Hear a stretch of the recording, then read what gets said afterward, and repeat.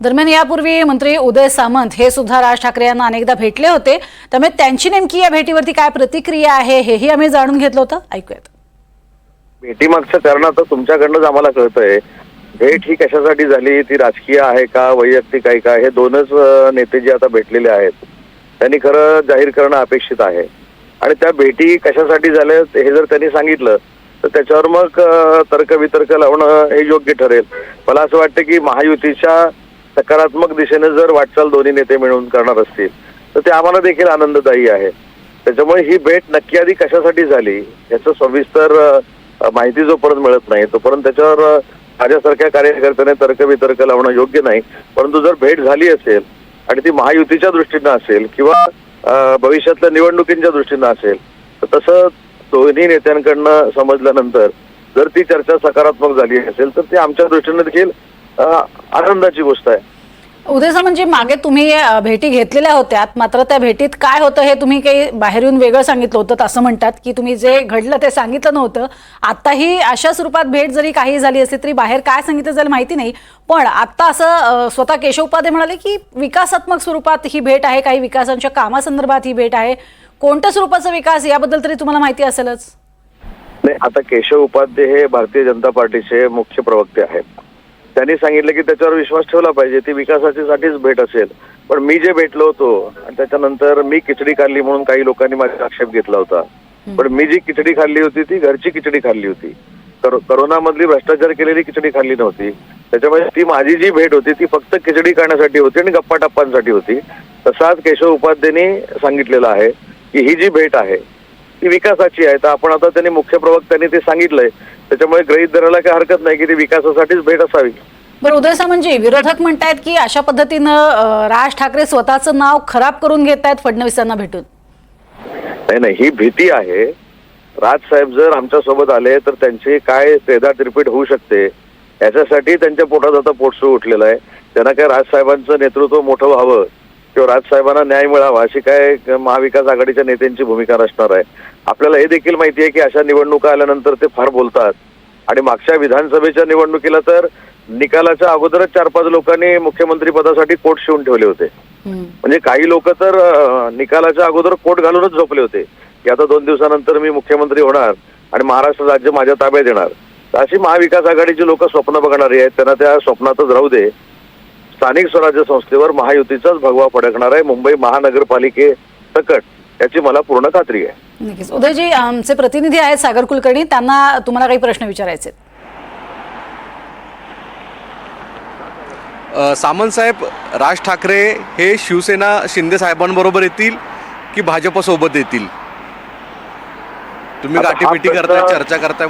नाही, हा प्रश्न शिवसेनेबरोबर येणार आहेत का हा प्रश्न आपल्याला एकनाथ शिंदे साहेबांना विचारावा लागेल. आणि भाजप बरोबर येणार आहेत का हा प्रश्न देवेंद्रजींना विचारावा लागेल. आणि या दोघांनी उत्तर दिल्यानंतर मग माझ्यासारखा कार्यकर्ता त्याला उत्तर देऊ शकतो, प्रतिक्रिया देऊ शकतो. दोन नेत्यांची भूमिका याच्यामध्ये स्पष्ट झाली पाहिजे की तिसऱ्या नेत्याला आपण सोबत घेणार आहोत की नाही.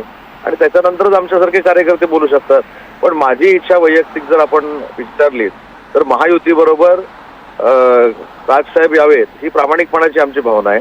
कारण राजसाहेबांना ज्या पद्धतीनं युबीटीनं अटी घातल्या होत्या की एकनाथ शिंदे साहेबांना भेटलं नाही पाहिजे, देवेंद्रजींना भेटलं नाही पाहिजे, अमित शहा साहेबांशी बोललं नाही पाहिजे, हे शाळेत जसं भांडणं झाल्यानंतर आपण काही समजुती काढतो तशा पद्धतीच्या ज्या अटी राजसाहेबांना टाकलेल्या होत्या त्याला छेद आज राजसाहेबांनी दिलेला आहे.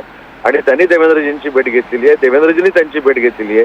त्याच्यामुळे अशा कमकुवत अटींना राजसाहेब जुमानत नाही हे त्यांनी सिद्ध केलंय. आणि केशव उपाध्यायांनी असं सांगितलंय की ही भेट जी आहे ती विकासासाठी आहे. तेव्हा आपण पाहू दोन्ही नेते आता काय जाहीर करतात ते. नाही, पण उदय सामंतजी, एकीकडे अशा पद्धतीनं जर राज ठाकरे यांची एंट्री झाली महायुतीत तर तुमच्या जागा कमी व्हायला सुद्धा मदत होणार आहे. आपण आता माझं काय म्हणणं आहे की 227 जागा ह्या मुंबई महानगरपालिकेच्या आहेत, त्यातल्या किती कमी होतील किती वाढतील याच्यावर आताच चर्चा करणं योग्य नाही. त्याच्यामुळे ज्यावेळी जे निर्णय होतील त्या निर्णयाच्या अधीन राहून सगळे नेते मंडळी निर्णय घेणार आहेत. त्याच्यामुळे महानगरपालिकेचं आताच काही बोलणं योग्य ठरणार नाही. कारण महानगरपालिका ह्या की फक्त मुंबई महानगरपालिका नाही आहे, त्याच्यामध्ये ठाणा आहे, कल्याण डोंबिवली आहे, पुणे आहे, नागपूर आहे, या सगळ्या महानगरपालिका आहेत. तर त्याच्यावर नेते मंडळींना आम्ही अधिकार दिलेले आहेत, ते ठरवतील त्या पद्धतीने आम्ही पुढे जाऊ. तर उबाठाच्या किशोरी पेडणेकर यांची सुद्धा प्रतिक्रिया जाणून घेतलेली होती. ठाकरे गटामध्ये यामुळे काही संभ्रम निर्माण होतोय का याबद्दल त्यांना विचारलं होतं. पाहूयात त्या काय म्हणाल्या. किशोरी पेडणेकर आपल्या सोबत आहेत, ठाकरे गटाच्या नेत्या. किशोरीजी, तुम्ही या भेटीकडे कसं पाहताय? नाही, मुळामध्ये मला असं कळलंय की दोघंही एकाच हॉटेलमध्ये आलेले आहेत. आता नक्की ते आलेले आहेत की भेटीला आले ते अजूनही क्लिअर झालेले नाही. आजच्या घडीला महाराष्ट्रामध्ये 95% मनसैनिक आणि शिवसैनिकांचं मनोमिलन झालेलं आहे. 85% महाराष्ट्राला वाटतंय की आज जी काही ज्या पद्धतीने गळचेपी होते त्यासाठी आणि जे काय 2022 पासून जे काही राजकारण घडतंय, चल ना त्याचं पाठवलं राजकारण घडतंय, त्या घडलेल्या राजकारणाला मराठी माणूस असुरक्षित फील करायला लागलाय किंवा अगदी अदर भाषिक सुद्धा हे फील करायला लागले. त्यामुळे नक्की जो रेटा गेल्या 8-10 दिवसात चालू झालाय त्या रेट्याचा सन्मान दोन्ही नेत्यांनी करतील असं कार्यकर्त्यांना वाटतंय, महाराष्ट्राच्या जनतेला वाटतंय. आता आपण इतक्या अर्ली स्टेजला कुठली गोष्ट आपण म्हणणं की भेटतायत ह्याचसाठी भेटताय हे मला वाटतं आता खूप घाईने आपण बोलतोय असं.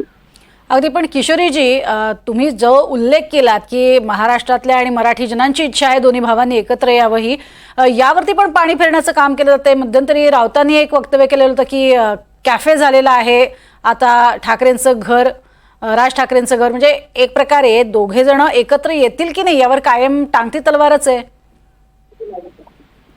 हो, आम्हाला दोघांनाही भेटायचं. किशोरी, तर ही प्रतिक्रिया आपण पाहत होतो. मात्र आताची आणखीन एक महत्त्वाची बातमी समोर येते. राज ठाकरे हे अजूनही ताजलँड्स एंड्स याच हॉटेलमध्ये आहेत. पंचतारांकित हॉटेलमध्ये स्वतः राज ठाकरे अजूनही उपस्थित असल्याचं कळतंय. स्वतः मुख्यमंत्री या ठिकाणावरून निघालेले आहेत, मात्र राज ठाकरे तिथेच आहेत. जुई जाधव आमचे प्रतिनिधी आपल्या सोबत आहेत. जुई, राज ठाकरे अजून तिथेच आहे असं कळतंय, काय नेमकं कारण?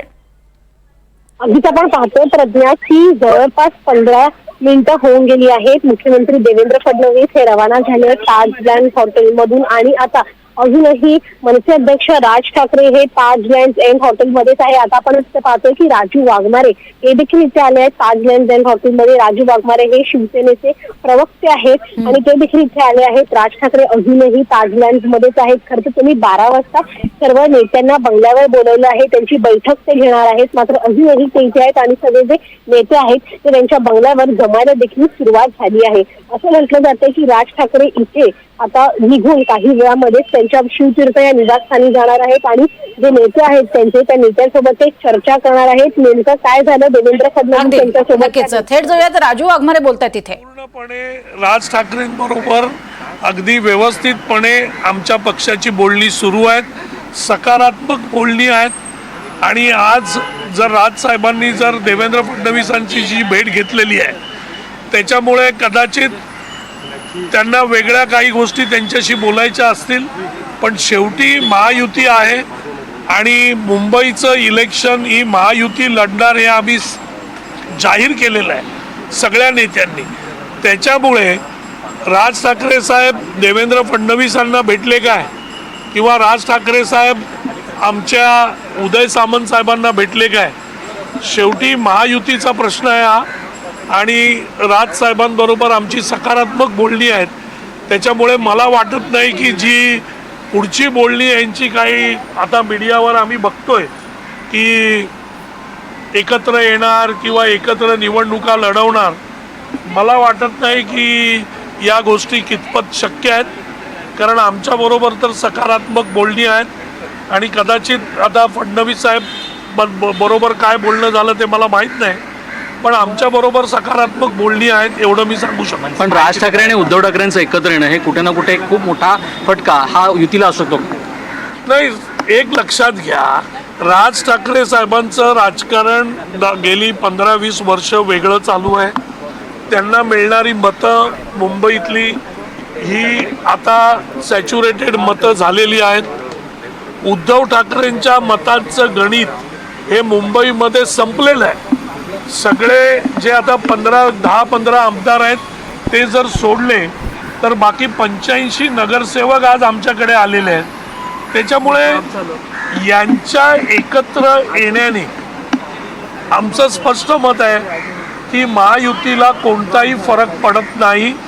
मराठी माणसाला मुंबईत आणण्याचं काम जर कोणी सुरू केलं असेल तर ते एकनाथ शिंदे साहेबांनी सुरू केलेलं आहे. मुख्यमंत्री झाल्यापासून तुम्ही हाऊसिंगची वेगवेगळी आमची धोरणं बघा की जो मराठी माणूस या मुंबईतून यांच्यामुळे शिवसेनेच्या उद्धव ठाकरेंमुळे उभाटाच्या धोरणांमुळे बाहेर फेकला गेला, त्या मराठी माणसाला मुंबईत आणण्याचं काम जर कोण करत असेल तर ते शिवसेना प्रमुख आदरणीय आमचे एकनाथ शिंदे साहेब करत आहेत. त्याच्यामुळे यांच्या एकत्र येण्याचा काहीही परिणाम आमच्यावर होत नाही.